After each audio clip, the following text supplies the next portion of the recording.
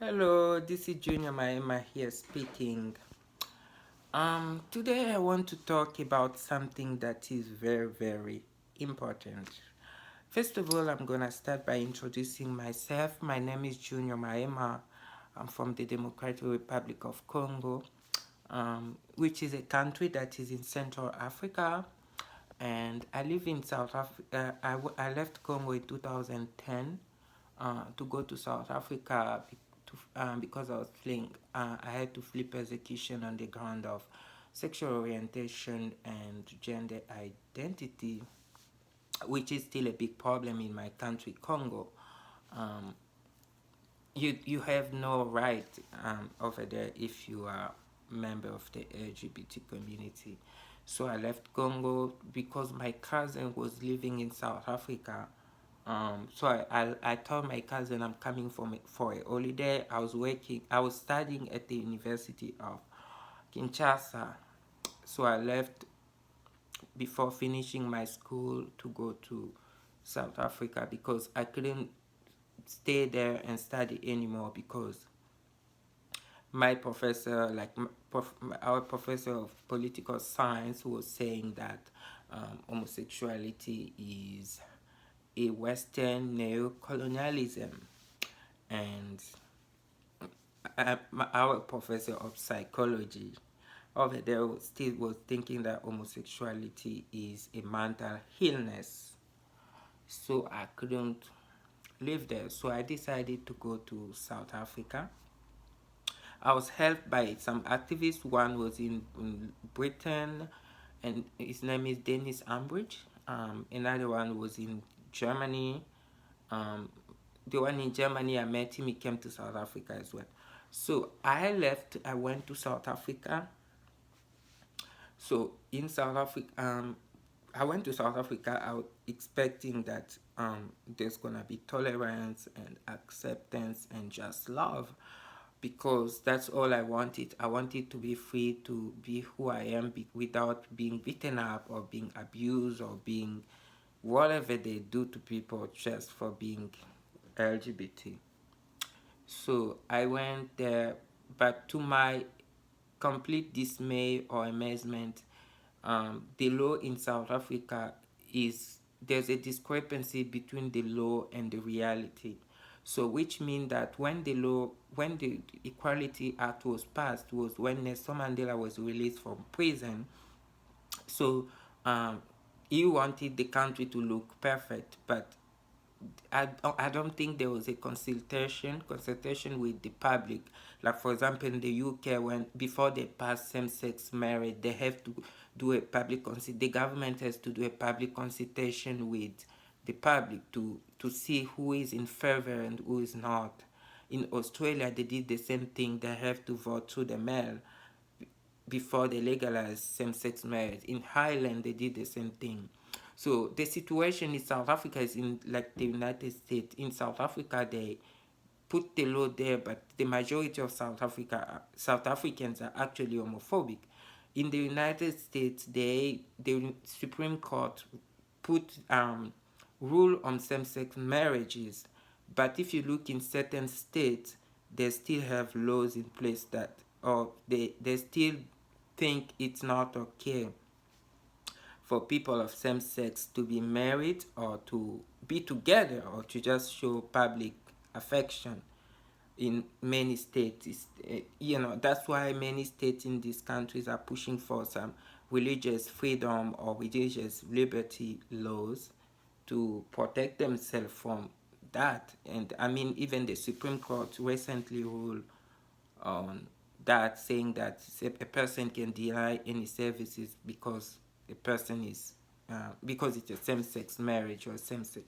So yeah, then I went to South Africa, and the situation in South Africa was very tough because there was homophobia and there was xenophobia as well.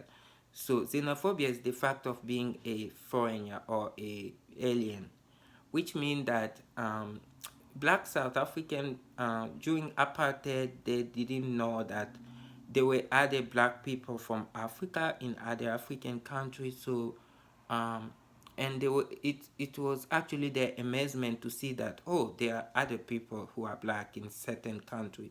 So they are very, very xenophobic, and they have a name they call every alien or foreigner, they call them Makwere, which means alien. So, and then there's also homophobia, because some people are gay and it's still not acceptable there.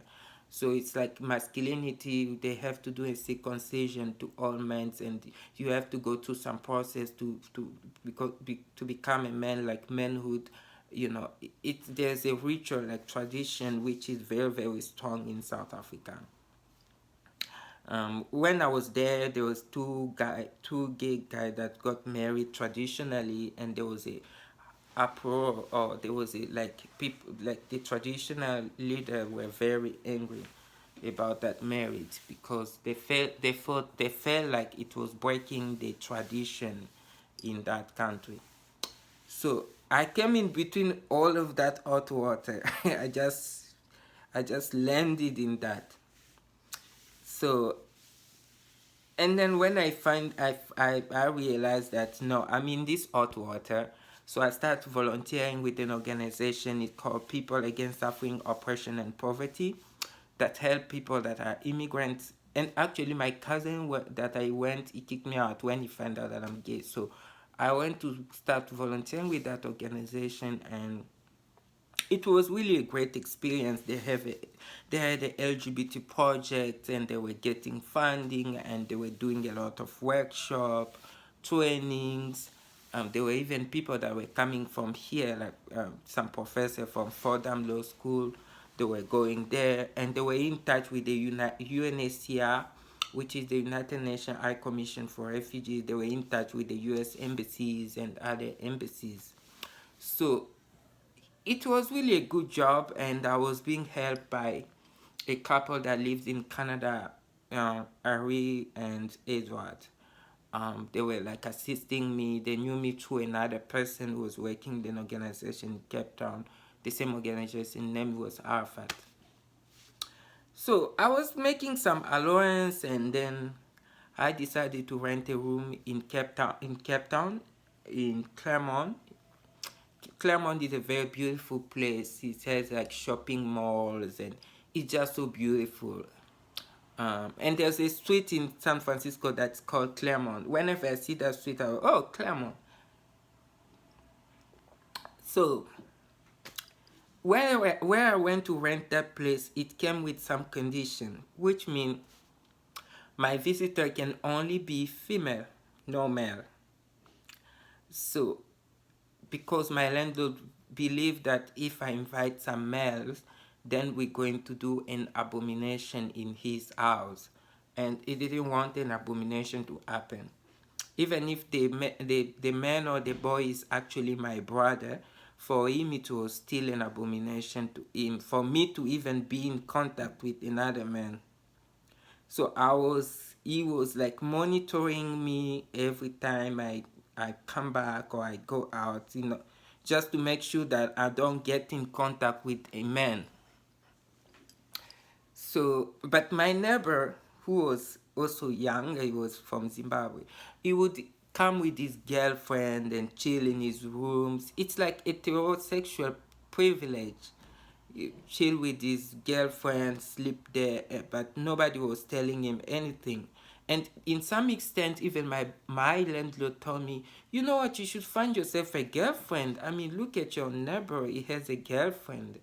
You should find a girlfriend and stop thinking about all of those things of homosexuality. And what I did, I was just laughing. I was like, really? You know very well that I'm homosexual, and then you're telling me to find a girlfriend. What that's that supposed to mean? So I live in that environment until one day I had a guy that I was beginning to meet, a very sweet, nice guy. He was actually not even my boyfriend yet. We didn't even do an abomination yet. So we were just friends, and he decided to come see me to my place.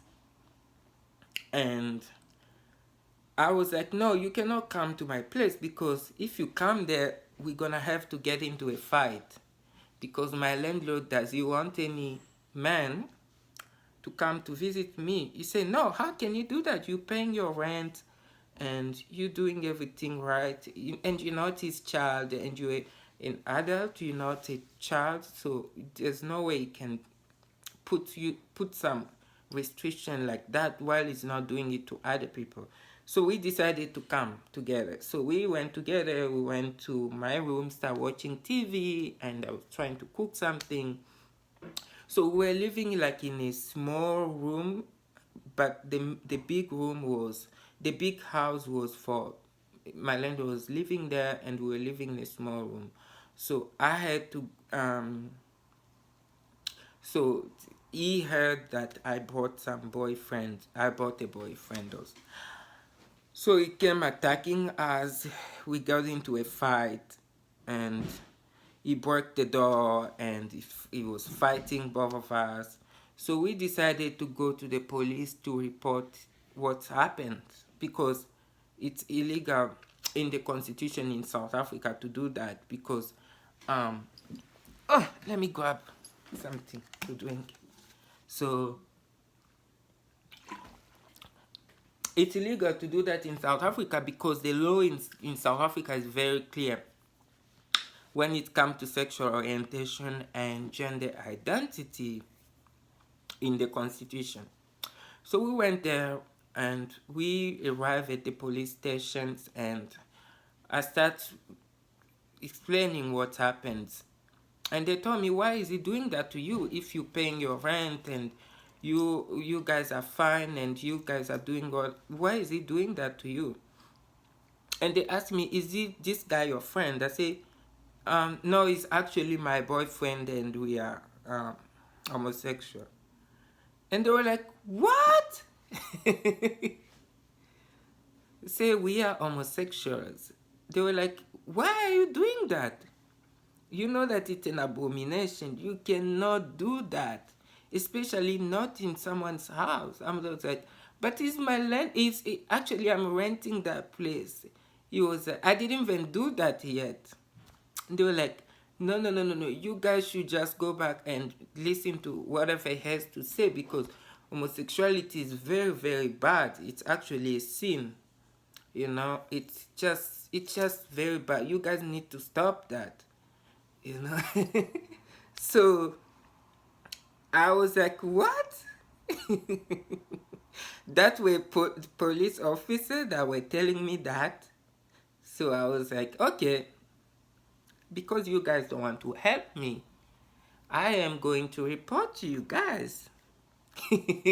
Oh my God, they wanted to kill me that night. I was lucky I survived. God, I'm going to report you to the Independent Police Investigative Directorate for misconduct. They were like, oh, okay, so you want us to lose our job? Okay, we're gonna teach you a good lesson. So my boyfriend wanted to come in between. They say, if you come in between, we're gonna beat both of you. So they lock him in a room, and then they drag me in the back of the, they start beating me like with the metal pearl. And I had to beg them not to kill me. They already broke my phone because I managed to take some picture as evidence. So they broke my phone, and they start beating me. I was bleeding, and my arm was almost broken at that point. I begged them, I said, please don't kill me. I'm not going to tell anybody what's happened. Just let me go, please. So they told me, go, you, Murphy, don't come back here again. So I went to, and they released my boyfriend. So, and my boyfriend was like, wow, really? So this is what is happening in South Africa, actually.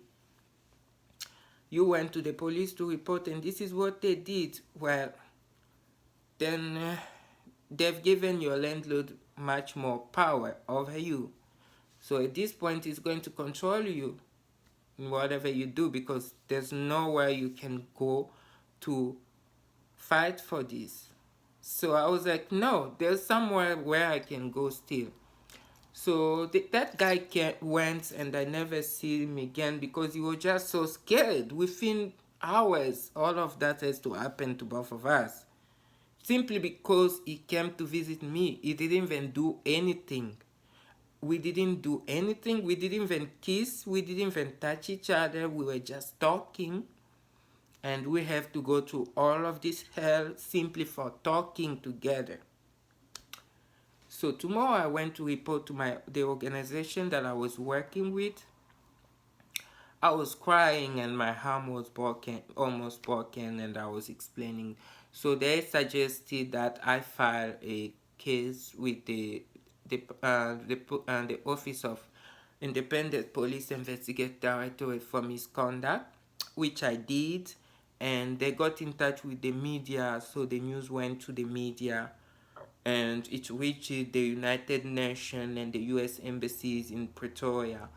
There was one political and human rights officer of the U.S. Embassy that traveled to Cape Town to see me and congratulating me that many people they have issue with the police, but they don't know that actually you can sue them. So at that point, I went to the interview at the U.S. Embassy. My case was submitted to the United Nations, so I went to the U.S. Embassy, and I was granting asylum conditionally, which means I had to go to security check to check if I'm a terrorist or something like that, and to check if I have, and then the medical check to check if I have some airborne diseases like tuberculosis or other disease, and I was completely cleared of both medical and security. So I was on my way, and my destination was San Francisco because this organization, which is called ORAM, already was working on my case, so that I come to a place where it's welcoming, so that I don't go in the Midwest where they can still really just treat you like an animal if you're gay, or in Texas or in Mississippi or in places where you can live. You can be fired, you can have no income if you're homosexual. So I came to the Bay Area, but when we landed in Chicago, there was a march for Black Lives Matter. So at that point, I was like, and they were protesting about police brutality. And I didn't know actually the persecution was about to follow me in America as well. From Congo to South Africa and now America. So I came and I landed and I saw the protests, Black Lives Matters, and I knew that I was going to get into trouble because I'm black, and even more than that, I'm an alien or a foreigner, and I'm gender non-conforming, gay, queer. So all of those issues are still big problems here. So I took another plane from Chicago and came to San Francisco, and I was greeted at the airport by some volunteers, for an organization which called the Jewish Family and Community Services of East Bay. So, and then the guy who's also filming me for a PBS documentary, Tom Shepard, also came to film a little bit when I was at the airport. So, and then from there, I was very optimistic. I was like, yeah, so over here, I think I have to start doing what I have to do, like working, studying, organizing myself and my life, because most of my friends, they already finished university in Congo. They are doctors right now, they are lawyers. So I was like, I'm caught up. So this is the area where it's a land of the free and the home of the brave. So the only obstacle here is I have to be brave, because because I have the freedom now. The only thing that I have to do, I have to be brave, which means looking for a job, start working, start studying, and get going. Maybe buy a house in the future, or getting married. That were now my goal. I forgot about the discrimination. I was thinking that was thing of the past in some countries where they don't respect any right for LGBT people. So as I finished studying, I start getting into the workplace. That's where I start feeling now that certain people have right, more than other people. And I start being singled out because I'm a gender non-conforming, I'm an immigrant, and I'm black. So it was a hell. Going to work became like hell. I had to go through extreme harassment. 300 working in a place where there's 300 workers, and all of them are harassing you, one person.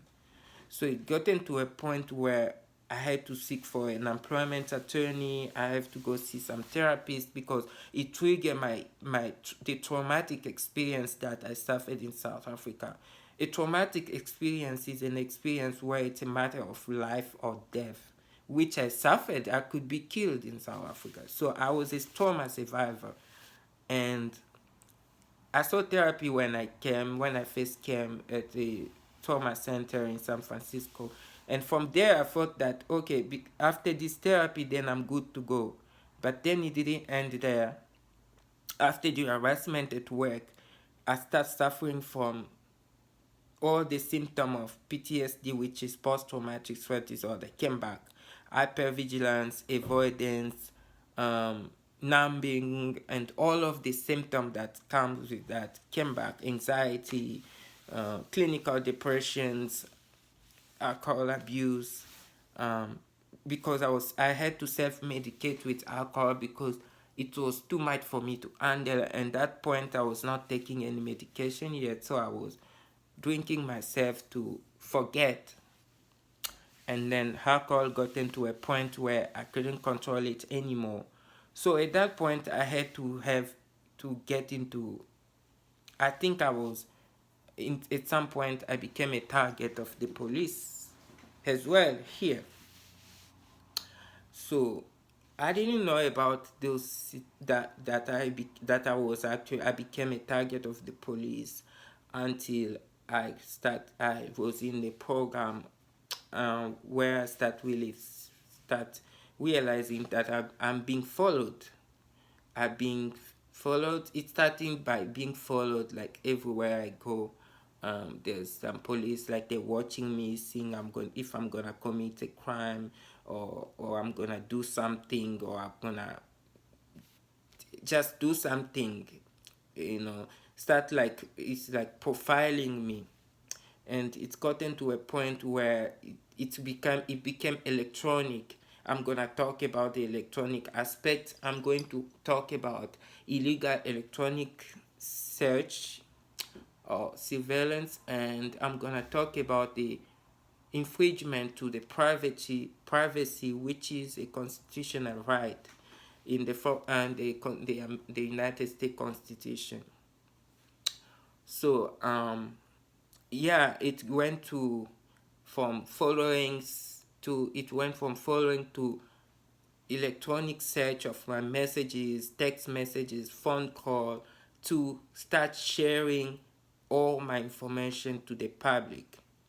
So it's gotten to a point where almost everybody start getting to know about me, about everything that I do, where I go, what I do. I start being harassed by random people in buses. It was really a very terrible experience, and it's still ongoing at this point. And yeah, I mean, it was just so bad. So I'm going to read a little bit. I'm going to go into the electronic devices or surveillance and how it works, so that you guys can have a better ideas about those surveillance technologies. Before I get into the psychology of the understanding the psychology of police, and then I'm gonna go into the emotional distress and suing the police or police department. So let me start by reading to the electronic surveillance. So there's two main devices that kept my attention. One of them is called the Stingray.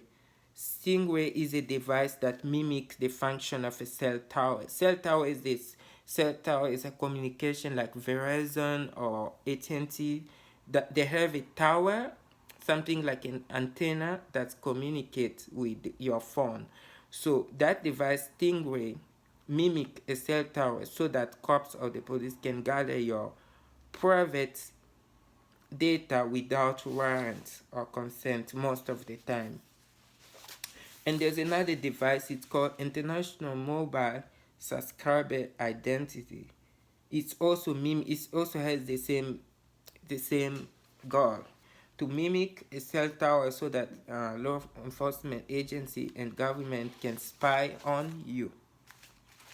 So let me start reading here. It says, out of 21 law enforcement entities surveyed, nine of the 12 agencies found to have access to a Stingray or similar device had developed and released public policies online. Several years ago, little was known about a Stingray, a powerful surveillance device that imitated the function of a cell tower and captured the signal of nearby phones, allowing law enforcement officers to sweep through hundreds of messages, conversations, and call logs.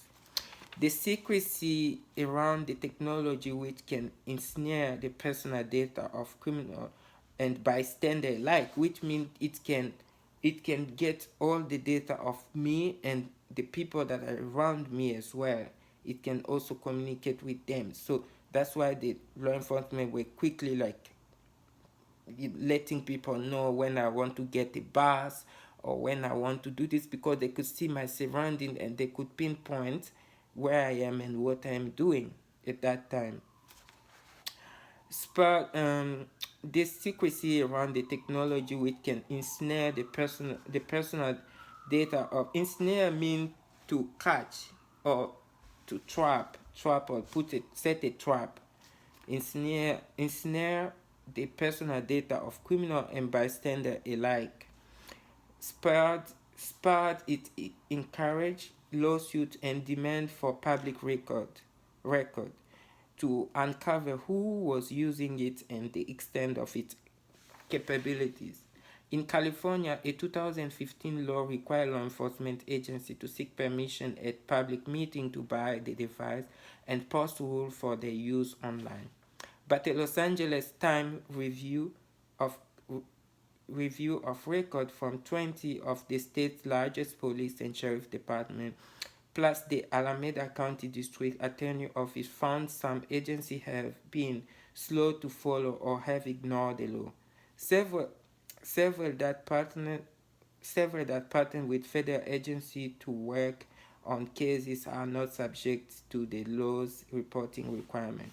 The result is that little information on Stingray use is available to the public, making it hard to determine how wide a net the surveillance tool cast and what kind of data they gather.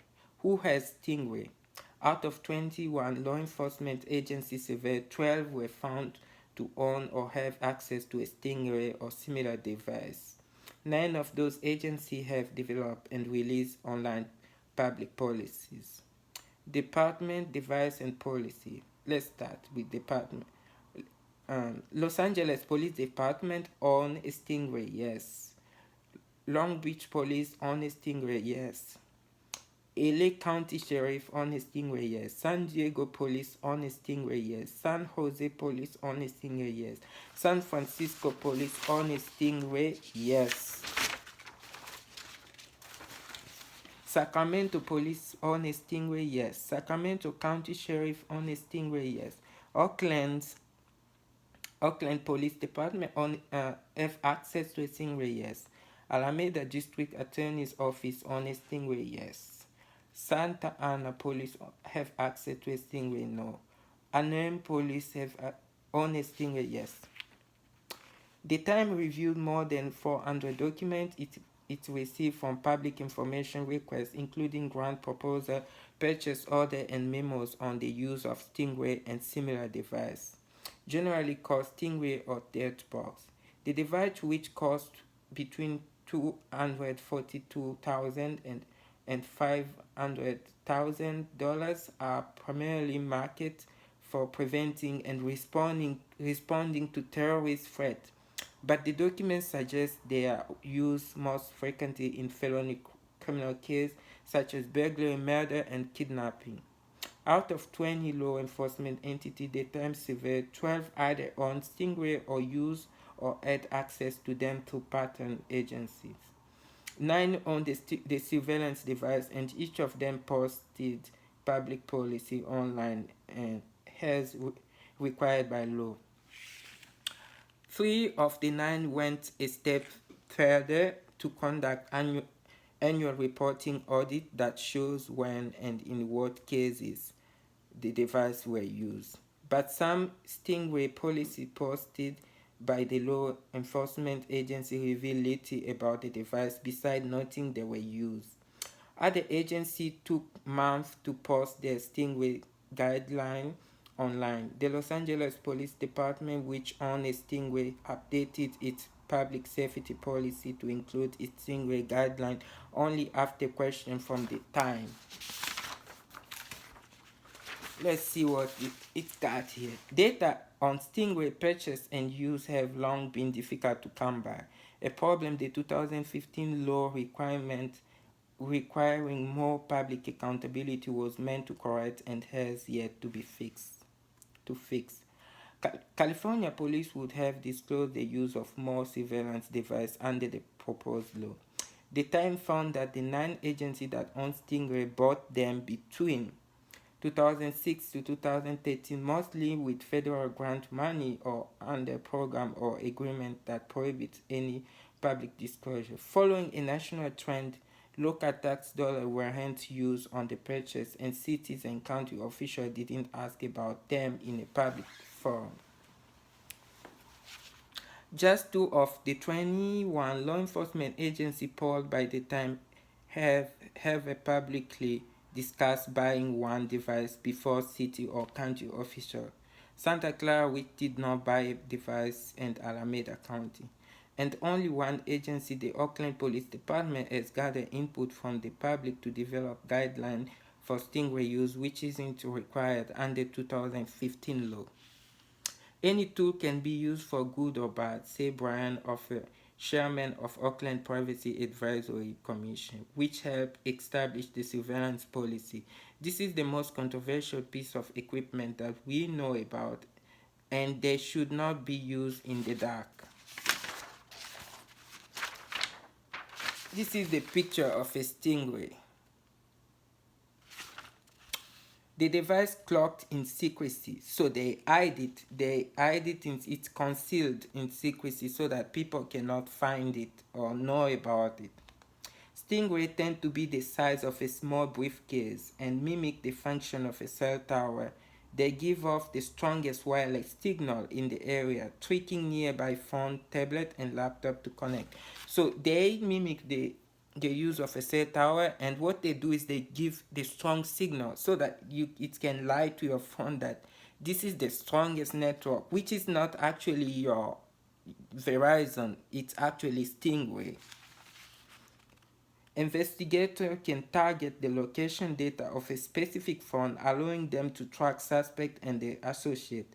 So they not only target you, but they target people that are around you as well. They can also sweep up communication over a wide area. They can even target people in this surrounding, letting them know that that person is here. How much and what type of data they collect, location, audio, or image depend on how the device are designated and how the law enforcement agency use them.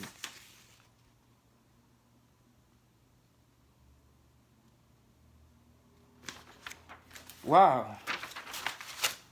So here we go. This is the killer device. Can you see the picture how it's mimicking the cell tower? It has access to all your privacy. How this thing will work. Wireless devices such as phone and laptop link to nearby cell tower to send or receive calls and data. A Stingray intercepts this data and is often used in vehicles with computer and mapping software. So what is that? Normally cellular connection, cell phone or other device pick up the nearest tower with the strongest signal. Cell tower. Investigator may target phone and device by the unique identifying number and collect data such as location information, audio, text, and image. With Stingray. Stingray mimic a cell tower but give off a stronger signal. Devices are tricked by this and connect. The signal is then passed along to the tower. You see this van having that. The technology has been used for about 20 years by federal, state, and local law enforcement, often secretly under manufacturer agreement that typically prohibit agencies from disclosing their purchase. The public did not learn about the existence of the equipment until 2011 after an inmate in prison, Daniel Madden, spent 3 years scouring government records and meeting transcripts on a hunch that investigators used some kind of secret device to catch him. Rig Madden, a native of Seaside, California, who hasn't had a stable living situation, was arrested in Phoenix for filing fake tax returns. Police were able to find him through tracking an old Verizon wireless card he seldom used to connect online. Oh my god, Verizon is the network that I'm using, so they probably got me there. It wasn't just that investigators were able to get historical call data from Verizon, say Linda Lai, an attorney for the American Civil Liberty Union, which filed an amicus brief in support of his case. They were able to pinpoint him to a particular apartment in a particular apartment building, which was far more precise. So they can even pinpoint where you are, which apartment building you are in. So it's unbelievable. In 2015, California lawmakers passed the sweeping Electronic Communication Privacy Act, which prohibits any investigative body in the state from forcing business to turn over digital communication without warrant. The same year, State Senator Jerry Hill, San Mateo, introduced legislation to compel local law enforcement agencies to disclose more information about the use of Stingray in California. He said, our country has a rich history of democracy and civilian oversight. Hill told a Senate Judicial Committee that may the stealthy use of this device undercut. Stealthy means concealed or hidden. The stealthy use of this device undercut the very nature of our government. The law, which took effect in January 2016, requires citizen counties that operate system to create guidelines for how and when officers use the equipment. Any agency that want to buy a device must first receive approval at the public hearing. So that's all information regarding Stingray. So let's now go to this one. This is another one. This just happened recently. ACLU uploads California Senate approval of bill to establish safeguards before law enforcement can acquire surveillance technology. This was written by ACLU May 31st, 2018 at 3:28 p.m. It was written in Sacramento. It reads, today the state Senate advanced SB 1186 to the Assembly for consideration. SB 1186, introduced by Senator Jerry Hill, the same senator, San Mateo, require public debate and a vote by local elected leader prior to law enforcement's acquisition of new surveillance technology, among other oversight protection. The following statement is attributed to Mark Kergel, technology and civil liberty attorney with ACLU of Northern California, in response to the bill's passage. SB 1186 gives all California a seat at the table when it comes to surveillance technology used by local law enforcement, including drone, license plate reader, and social media surveillance. As things stand, this technology are frequently deployed in secret without public oversight, used disproportionately to target people of color and other vulnerable community. People of color, which are black and Latinos, and other vulnerable community, which is the LGBT community, and especially transgender nowadays, and gender non-conforming. California needs SB 1186 to enhance public safety and to give local community a safeguard against intrusive surveillance technology and the private company who profit from them. We are pleased the Senate advanced the bill to the Assembly, where we will continue to fight for the bill in its strongest form.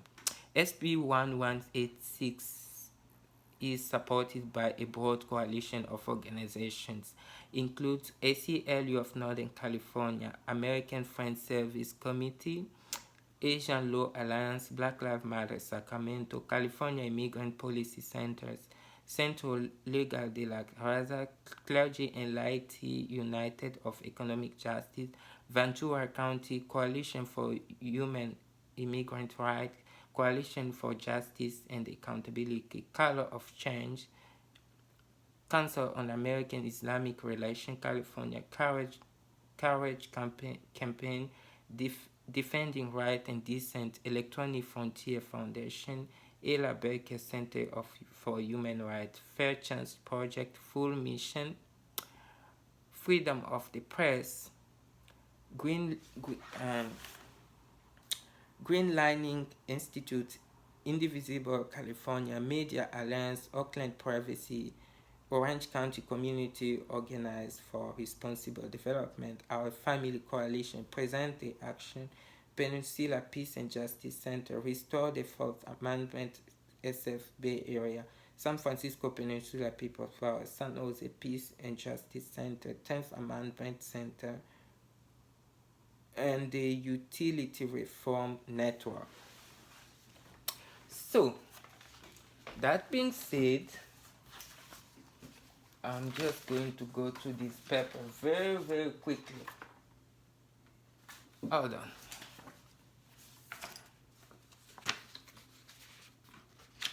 What is this?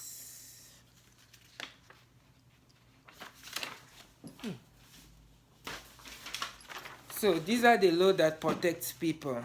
Section of 1983 of the Civil Rights Act of 1871. Victim of excess it protects the victim of excessive use of force and police brutality. Civil Rights Act prohibits law enforcement officers from violating a citizen's constitutional protected civil rights in the due process protection under the 5th and the 14th Amendment to the U.S. Constitution. 4th Amendment protects from unreasonable search, including electronic search and seizure. Racially motivated violence deprives victims from the liberty without adequate due process. And the police cannot search electronically without any probable cause. And then there's also negligence, which is intentional harmful infliction of emotional distress. And there's sovereign immunity, which means it's a principle that government and public entities cannot be sued unless they grant consent, but there are limitations to this doctrine in case of color of law, which means deprivation of people's rights. That's illegal. So let's go to what is next. We're almost done. I'm just searching to the purpose, see what's missing. So we already read this.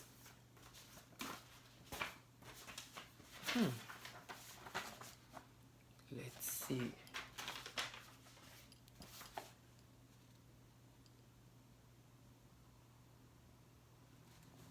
This one.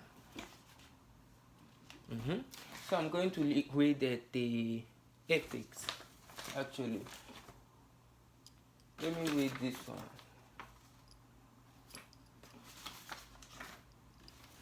So this is the one I was reading last time I got caught up. Understanding the psychology of police misconduct. Law enforcement is a unique profession which officer experiencing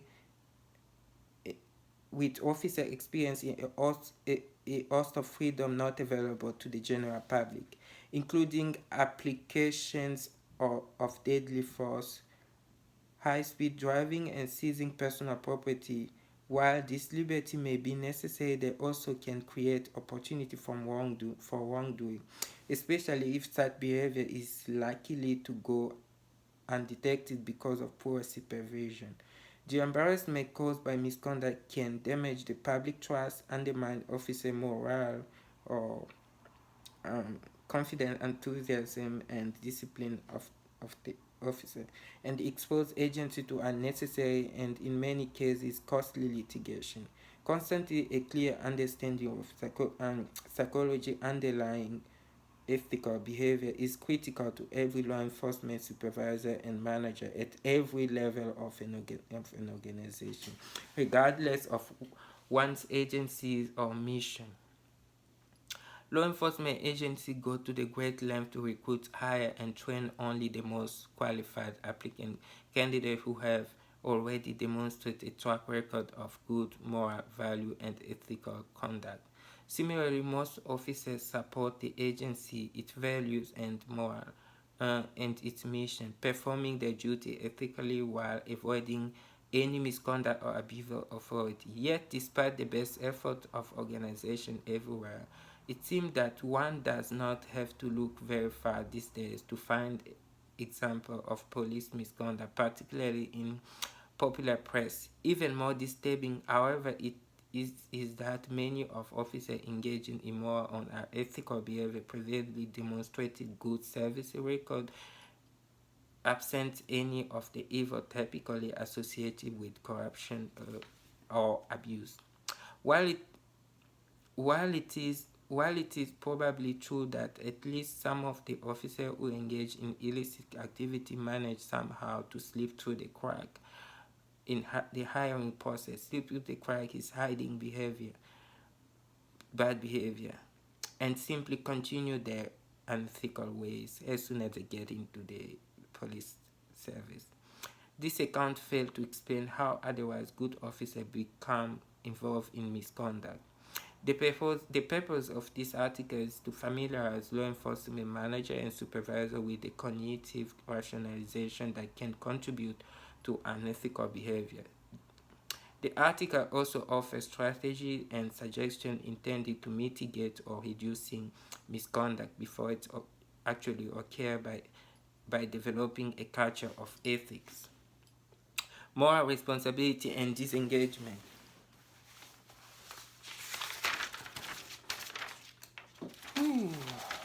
Let's go. Most law enforcement professionals are at the core good, ethical, and caring people despite the overuse of a popular cliche or commonly used or common play. Many officers do in fact enter law enforcement because they want to make a positive difference in their community. Officers frequently espouse or adopt, support strong, positive moral value while working diligently or lovingly, caringly. In many cases, at great personal risk to bring dangerous criminals to justice. Doing so provides officers with strong sense of personal satisfaction and self-worth. As a result, most officers do not and in many cases cannot engage in unethical conduct unless they can somehow justify to themselves the morality of their action. Decades of empirical or practical or personal experience research have supported the idea that whenever a person's behavior are inconsistent with their attitude and belief, the individual will experience a state of psychological tension. a phenomenon referred to as cognitive dissonance or lack of harmony between you and your behavior. Because this tension is uncomfortable, people will modify any contradictory belief or behavior in ways intended to reduce or eliminate discomfort. Officers can reduce psychological tension by inter- psychological tension by changing one or more of their cognition, that is, by modifying how they think about their action and the consequences of those behavior, or by adjusting their activity, attitude, or belief in ways that are consistent with their value and self-image. Generally speaking, an officer will modify the cognition that is least resistant to change, which more which in most cases tends to be the officer attitude, not behavior. One of the simplest ways that officer can reduce the psychological discomfort that accompany misconduct is to cognitively restructure unethical behavior in ways that make them seem personally and socially acceptable, thereby allowing officers to behave immorally while preserving their self-image as ethically good people. The following is a partial of the common rationalization that officers can use to neutralize or execute unethical conduct.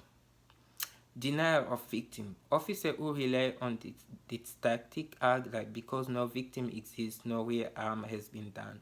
It is probably safe to suggest that officers do not generally regard drug dealers, thieves, and sexual predators as bona fide victims or genuine victims, regardless of the nature of an officer's conduct. An officer, for instance, would take money from a suspect drug dealer during the service of a search warrant might argue that because the dealer illegally acquired the currency illegally, the dealer was never actually entitled to the proceeds, whether the money belonged to whoever possessed it at the time. The second one is victim of circumstances. Officers who utilize this method convince themselves that they behave improperly only because they had no other choice. Officers may claim that they were the victim of a peer pressure, an ethical supervisor, or an environment where everyone else is doing it. So, what else could they possibly have done, regardless of the context? This officer excused their conduct by alleging that they had no alternative but to act unethically. Denial of injury. Using this form of rationalization, officers persuade themselves that because nobody was actually hurt by their action, their behavior was not really immoral. This explanation is especially common in cases involving drugs, stolen property, large amount of untraceable cash, where it can be difficult, if not impossible, to identify an injured party. Officers who use this tactic may further neutralize their defense conduct by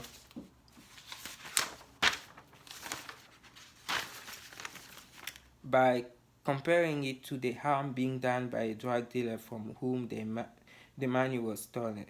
Advantage comparison. Officers who depend on this explanation rely on selective social comparison to defend their conduct. Officers who falsify a police report to convict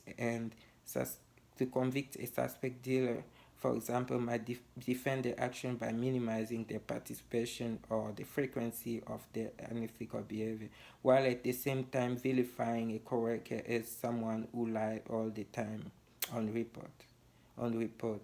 In comparison to an officer who routinely falsifies a report, the first officer's conduct can seem less egregious or bad.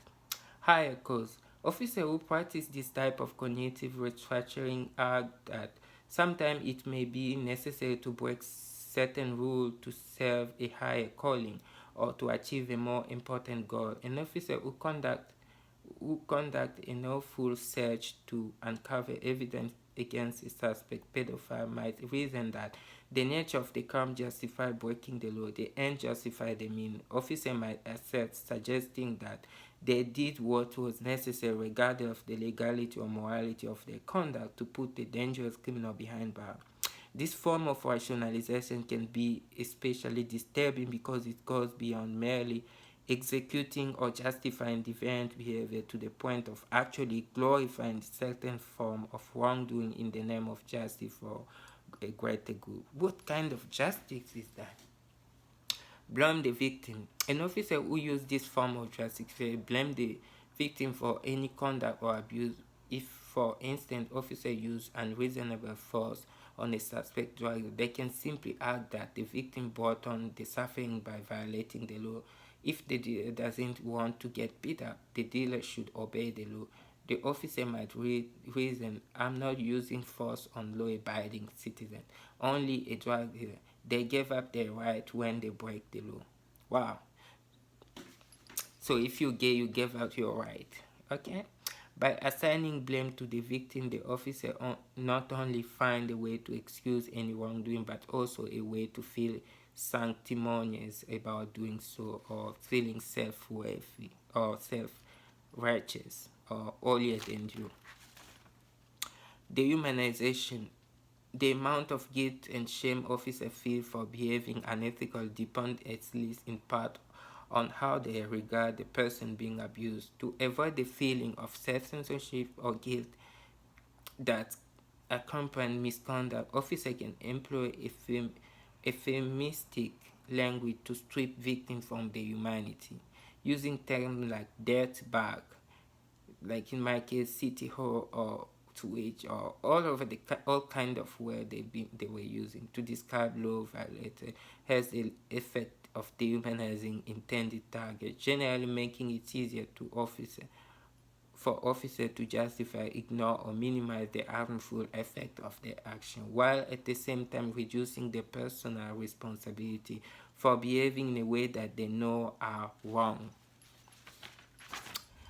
Diffusion of responsibility. An officer who uses this excuse rely on shared participation and by extension the shared guilt of everyone involved in the incident's misconduct to excuse or reduce personal culpability, which with each additional accomplice, every individual officer is seen as that much less responsible for any wrongdoing that might have occurred. If, for instance, money is stolen from an arrestee, officer might assert that there were many officers at the crime scene who could have done this, so an individual cannot be blamed. Similarly, if 10 officers were involved in the same service of search warrant, then each officer is only 1/10 responsible for any misconduct that occurs.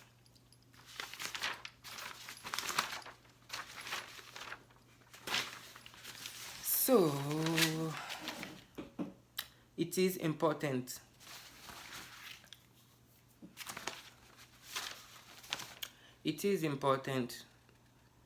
to note that most officers do not jump headfirst into large-scale misconduct. Instead, they weigh in gradually in a process referred to as incrementalism, which means they check who is doing that. Can I do it, or how should I do it?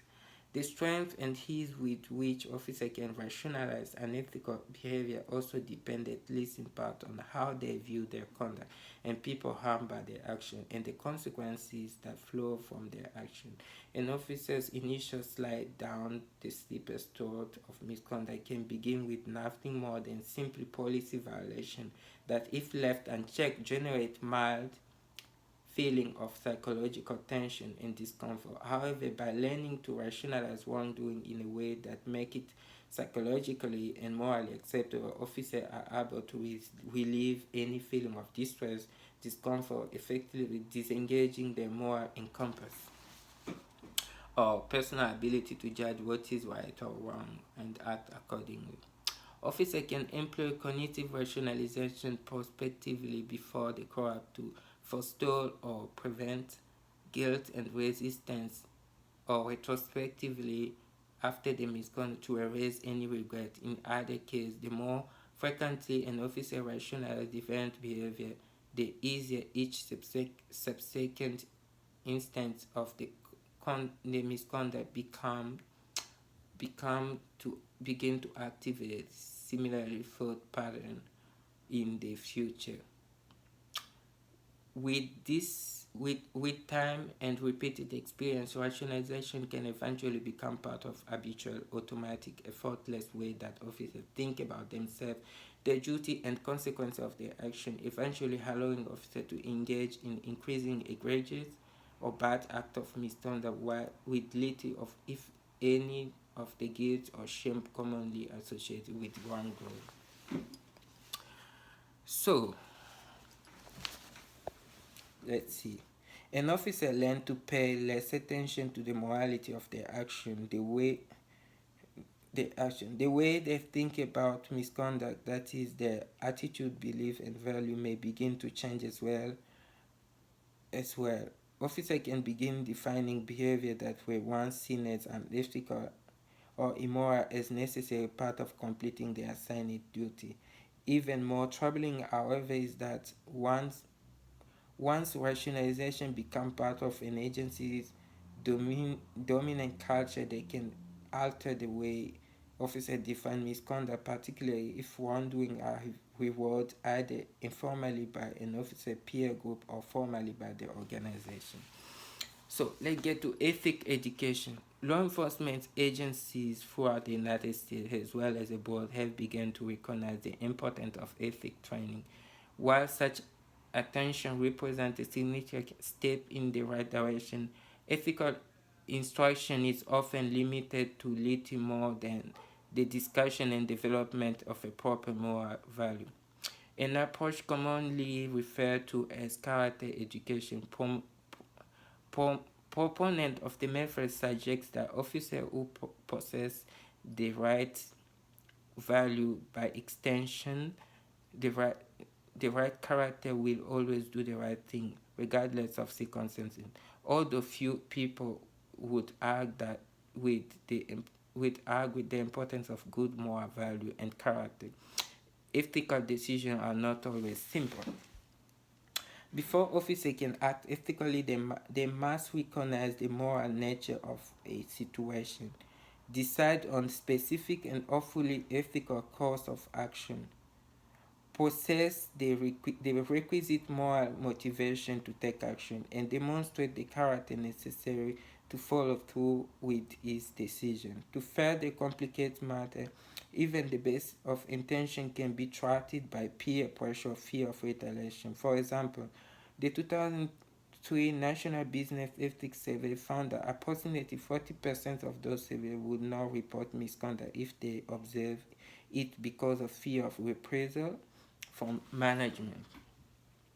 This cloud does, however, contain a silver lining. Research has demonstrated that ethics education can assist officers in better navigating moral challenges by increasing ethical awareness and moral reasoning. Two, two critical aspects of ethic decision making, however, however,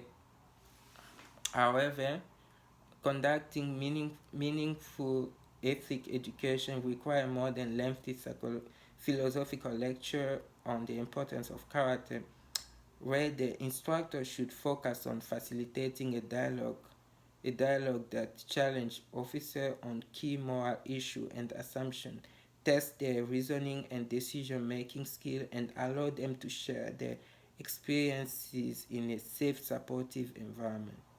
For ethic education to be truly effective, organization must make moral discussion a regular part of the agency training, in the same way that officers routinely train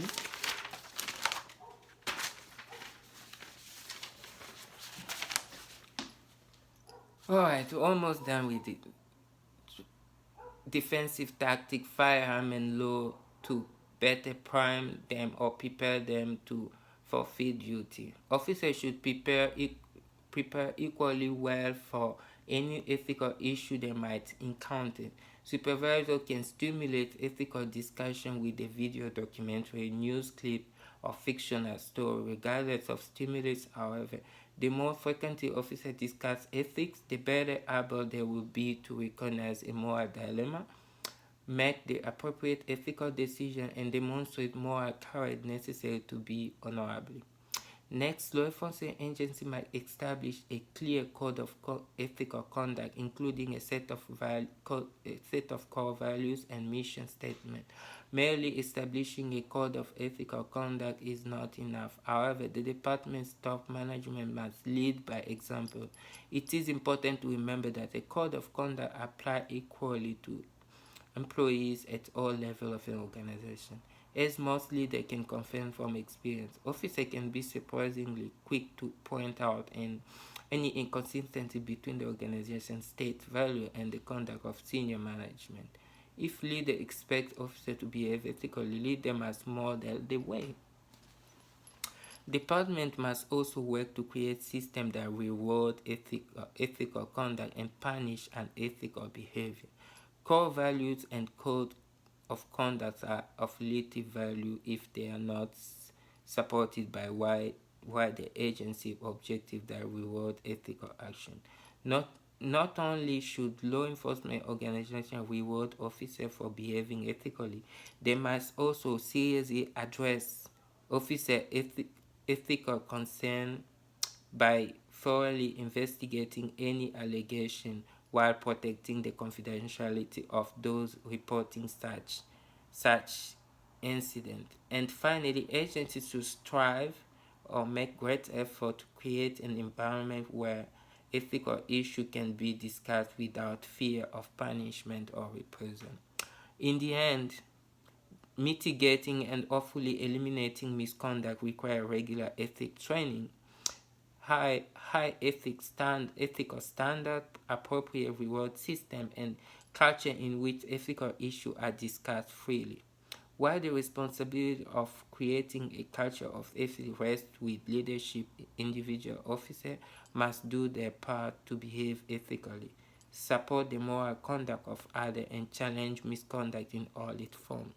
Only by remaining vigilant to the psychology of misconduct can law enforcement professionals focus attention back on the positive aspect of their profession while enjoying the high level of public trust necessary to do their job. Okay, so after this one, I'm gonna go to the last part and I will be done with this. So I read this already. I'm just gonna read this last one and I'm gonna be done with this. Where is this shit? Okay. Suing the police for emotional distress.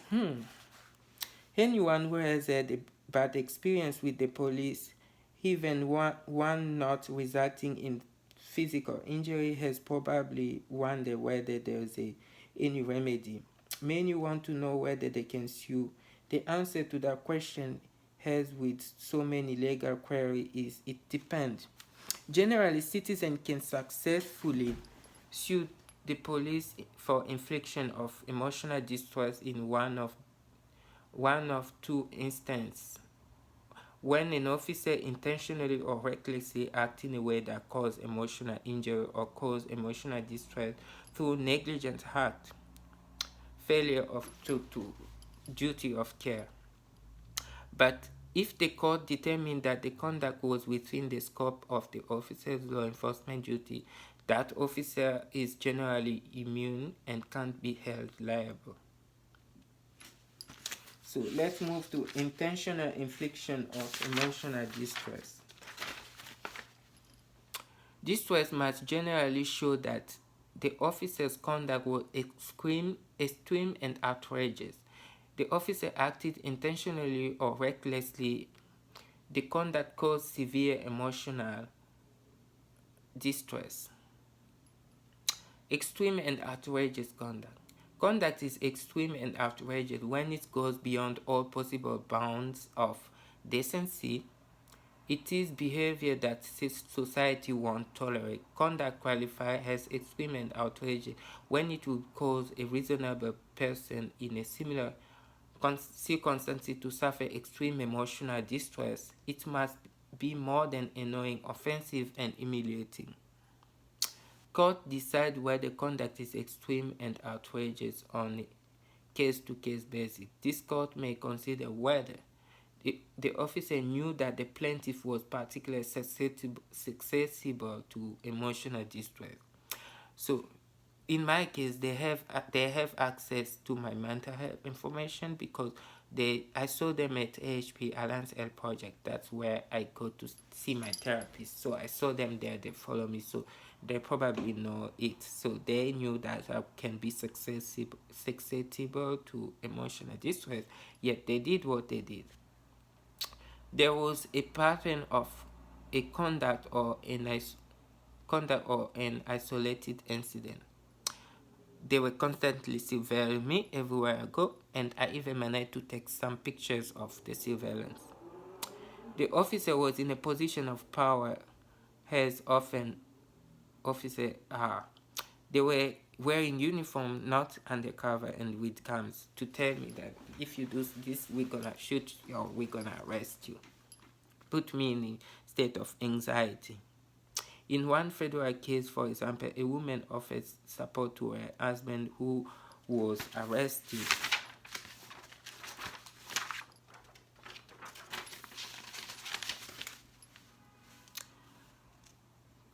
And being interrogated for a murder of her 3-year-old daughter. The detective who heard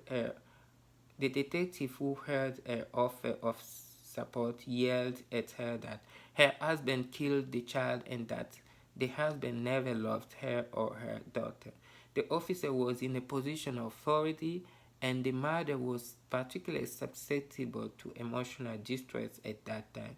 The conduct was sufficiently extreme and outrageous for an intentional infliction of emotional distress claim. The case Fox versus AS. It was at the Seventh Circuit Court. Intentional or reckless cause of emotional distress. Extreme and outrageous conduct is actionable, or they can sue them if the officer either intended to cause or recklessly disregard the likelihood that the conduct could cause emotional distress. Conduct that is simply means spiteful or uncaring normally is insufficient. For example, in another federal case, an officer was attempting to arrest a suspect for passing check on closed account. The officer allowed the suspect's mother to go into the house and retrieve bank record proving that the account wasn't closed. When she attempted to show the document to the officer, he told her that she shouldn't interfere in police business and threw her against a car, injuring her neck and back. The court held that the officer's conduct was outrageous and done with virtual certainty that emotional distress would be resulting. Thomas versus Frederick. Another case. Emotional distress is severe when a reasonable person in the same position as the plaintiff will be unable to cope with or endure it, and the plaintiff's reaction isn't unusual. If they put another person in my situation, they cannot survive this. Intensity and duration are factors courts consider in determining whether distress is severe. It is typically not severe if it is slight or short-lived. For example, in yet another federal case, the plaintiff sued for intentional infliction of emotional distress due to being beaten and pepper sprayed by police, but weight loss, embarrassment, confusion, and one visit to a psychiatrist did not show emotional distress that was sufficient severe. Vincent versus Prince George County. Negligent infliction of emotional distress. Citizens can also sue police officer when the latter cause emotional distress negligently rather than intentionally or recklessly. The extent of emotional distress required for a successful lawsuit depends on the jurisdiction. But in order for there to be potential liability for negligently caused emotional distress, the officer must owe a duty of care or the officer might owe a duty of care mean like they should be there, they should at least have done something, but they just let the situation get out of hand to the citizen. In other words, the court will consider whether the officer had some kind of special relationship with the plaintiff that's distinct from the general police responsibility to the public. For example, in Louisiana case rape, victims sue a sheriff for emotional distress she suffered when the evidence in her case was mistakenly destroyed because a suspect has been arrested. The court held that the duty to preserve evidence goes to the public, to the general public, and the law enforcement that doesn't owe any special duty to protect an individual from misplacement or mistaken destruction of evidence. Physical injuries. Ironically enough, some states require physical injury for emotional distress suit. This inquiry, this injury might be directly caused by an officer's conduct of physical manifestation of emotional suffering. Courts are more likely to require physical harm in negligent infliction of emotional distress cases. But even if it's not required, physical harm resulting from emotions such as hassle, headache, which I have late at night, or miscarriage will make it easier to prove the case. In, a, in one case, the plaintiff claimed that to have been assaulted during an arrest on a college campus. The court rejected the emotional distress because there was no evidence of physical symptoms resulting from distress. The only physical injuries suffered were from the assault, not the emotional trauma the plaintiff claimed to have experienced. In my case, I have low self-esteem, difficulty working, physical manifestation, lymph node pain due to stress, late night headache, secondary wounding of my post-traumatic stress. Keep in mind that this article discusses the law in general, and that the rule that apply to a situation you face will depend on your jurisdiction. If you're wondering whether you have a viable lawsuit against the police, including the government that the police is part of, consider consulting an attorney in cases like yours. Experience in cases like yours. Potential lawyer to consult, including one specializing in civil rights or personal injury. An experienced lawyer can explain the law that apply to your situation, analyze the merit of your claim, and review potential defense or police for the police and government. If you also have a criminal case, make sure to talk to your criminal defense attorney. You don't want a civil case compromising your interest in a criminal defense. So the next one, before I start closing down, it is police misconduct and civil rights. Police officers can generally have broad power to carry out their duty. The Constitution and other law, however, place limits on how far police can go in trying to enforce the law. Has the videotape beating of a motorist, Rodney King in Los Angeles, illustrated? Police officers sometimes go too far, violating the right of citizens. When this happens, the victim of misconduct may have recourse to federal and state laws. A primary purpose of the nation's civil rights law is to protect citizens from abuse by government, including police misconduct. Civil rights law allow attorney fee, compensatory, and punitive damages as incentive for injured party to enforce their right. Overcoming immunity. Being stopped and questioned by the police in connection with a crime is unsettling experience for most anyone. As long as the officer is performing his duty properly, however, there is no violation of suspect's right. In fact, police officers are immune.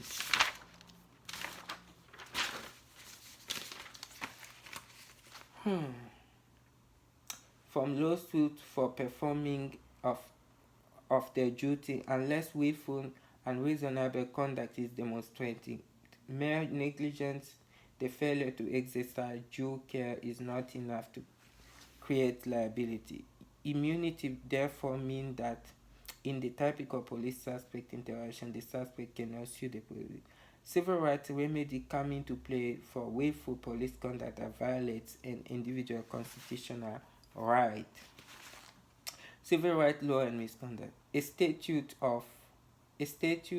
known as Section 1983 is the primary civil rights law victim of police misconduct rely upon. This law was originally passed as part of the Civil Rights Act of 1871, which was intended to curb oppressive conduct by government and private individuals participating in vigilant groups such as Ku Klux Klan. It is now called Section 1983 because that is where the law has been published within the Title 42 of the United States Code. Section 1983 make it unlawful for anyone acting under the authority of any state's law to deprive another person of his or a right under the Constitution or federal law. The most common claim brought against the police officer are false arrest, malicious prosecution, excessive force, failure to intervene. False arrest. The claim that is most often asserted against police is false arrest. Person bringing this claim assert the police violated the Fourth Amendment right against unreasonable seizure. If the officer has probable cause to believe the individual has committed a crime, the arrest is reasonable and the Fourth Amendment has not been violated.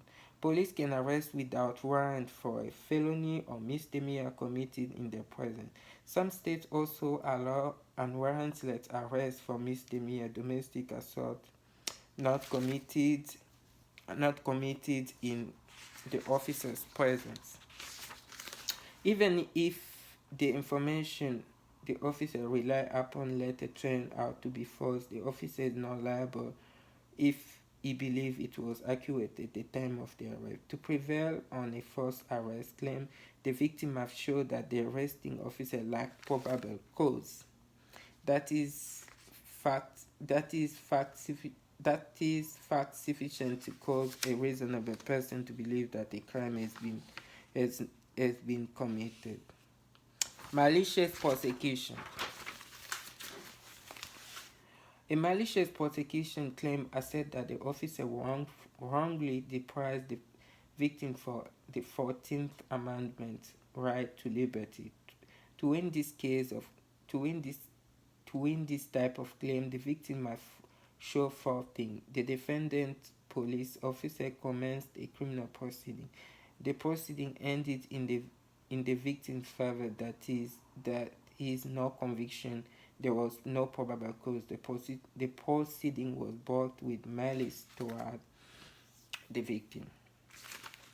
As with the false arrest, the claim will fail if the officer had probable cause to initiate criminal proceeding. Excessive use of force. Excessive force claim receive the most publicity, perhaps because the result of excessive force seem the most outrageous, involving serious physical injury or death. Whether the officer's use of force was reasonable depends on the surrounding facts and circumstances.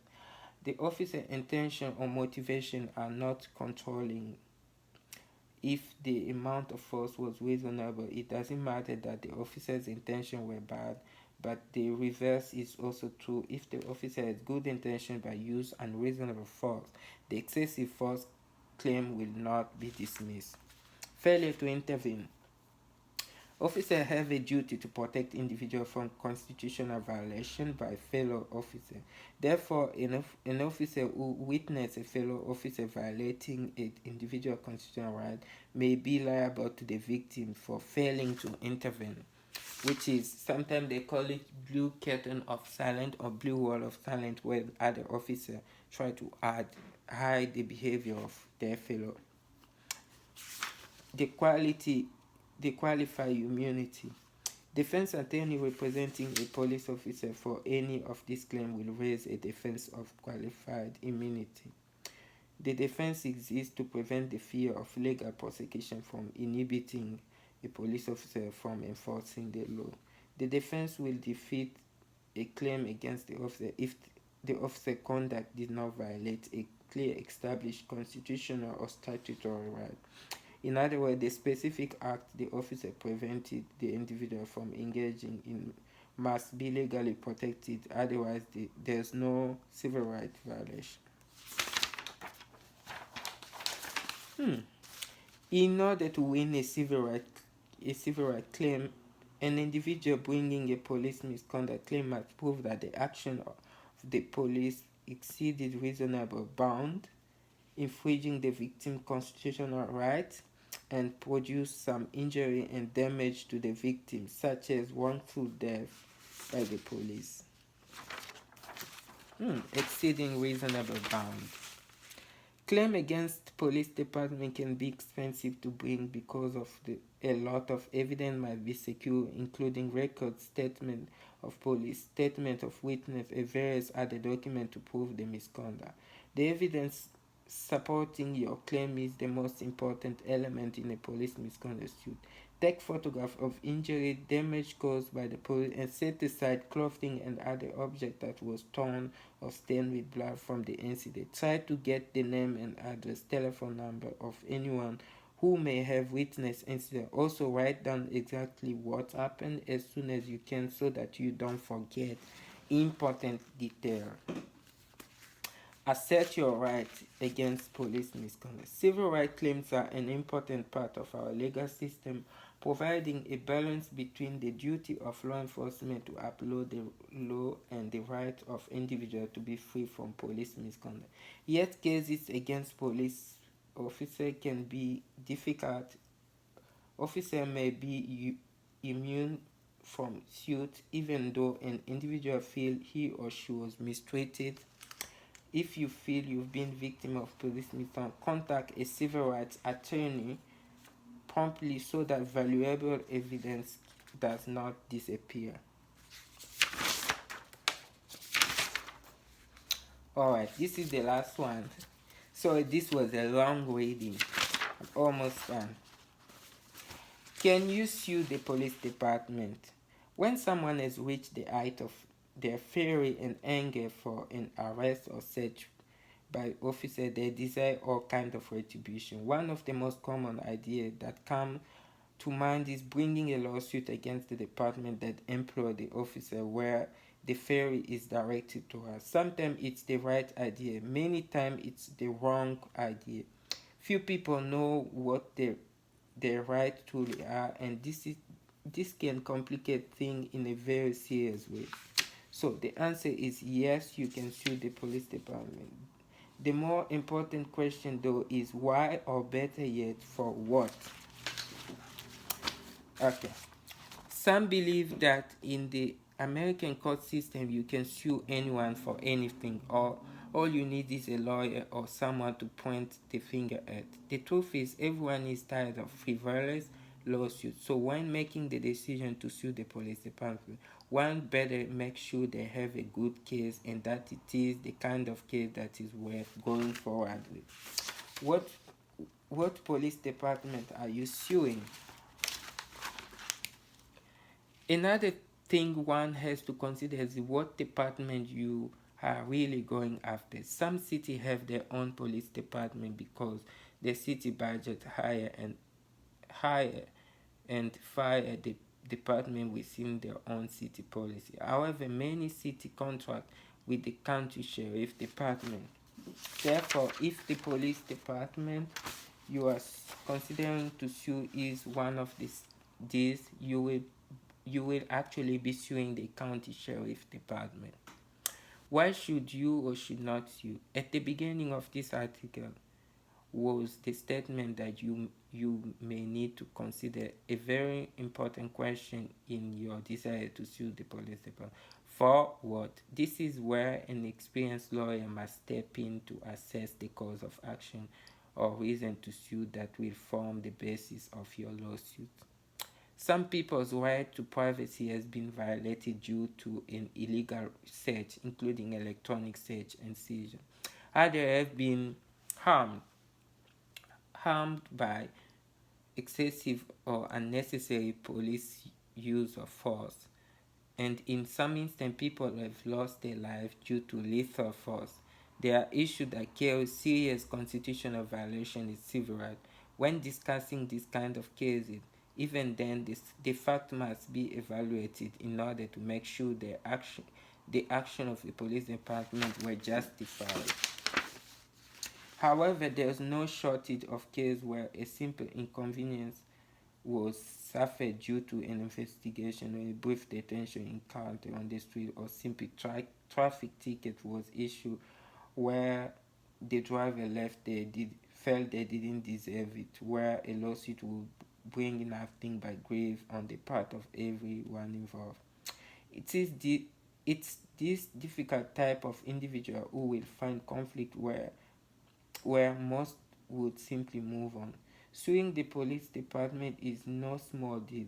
Many jobs and career can be on the line, and a frivolous lawsuit helps no one. It's also this kind of instance where the lawyer involved might choose to take on a case and decide to either politely or professionally decline the case or further evaluate the claim. In summary, a careful assessment at early stage can do much more good than that goes for everyone involved.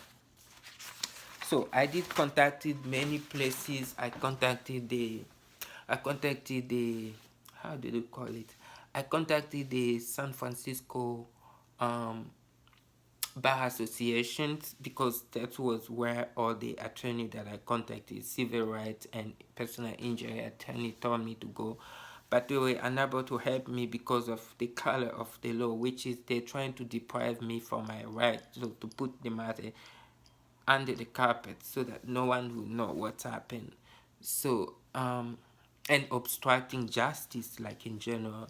So I try to reach out to lawyers and attorney on this very matter, because it's affecting me every day. I'm being harassed by some random people that I don't know, and I need something to be done before a criminal can have access to my information and do something to me, because they hate people who are gender non-conforming, transgender, immigrants, and blacks. So this matter is still in process, so I'm still looking to. Last time I went to a free legal services Hastings School of Law, where there was a group of attorney, but I was given to a criminal attorney, but I was looking for a civil right attorney, a personal injury attorney, and the attorney, they declined to help me completely. I don't know, maybe the police are contacting them using Stingray before I could contact them. Or maybe because they can track my message, my phone call, my email. So it's a very tough situation. But to end this, I'm going to read this quote from Judith Lewis Herman. She said, in order to escape accountability for his crime, the perpetrator does everything in his power to promote forgetting. If secrecy fails, the perpetrator attacks the credibility of his victim. If he cannot silence him absolutely, he tries to make sure no one listens. That's what they're trying to do, that no one could listen, or try to make people forget about what happened. But I will not forget. I will not make it forget. That's why I made a video, so that people could see that this is what's happening, this is what is happening. Like, if something happened to me, you guys know that this is what has been happening. That's why I'm into these situations. So and the rule of law of this country say that um the rule of law say that leader must obey the law, government must obey the law, president must obey the law. No one is above the law. I know that there's all kind of obstruction of justice that is going on in this country, but I know that justice will prevail in the end, because I am not an illegal alien. I'm a permanent resident illegally. I have my green card. Let me see if I can find it.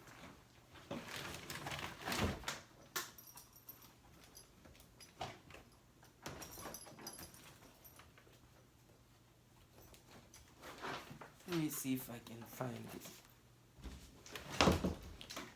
So in my cupboard is a little bit a mess.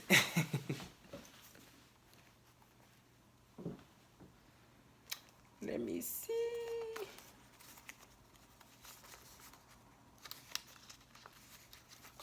See, I am not an illegal alien. I am a green card holder. So I have every right to be here. You know. So I don't know why they're thinking I am illegal and they can track me down like this and infringe my right. That's the Statue of Liberty. They show permanent residency. So that being said, nobody is above the law. Thank you for staying with me and bearing with me throughout these long videos, and I wish you guys happy Pride for those that are celebrating Pride. For those that are not celebrating, I also wish you freedom. Freedom, because you deserve it. It's a fundamental human right for everyone to have the right to life, liberty, and the pursuit of happiness. Happy Pride. I love you. Again, this is Junior Mayema. Thank you. Bye-bye.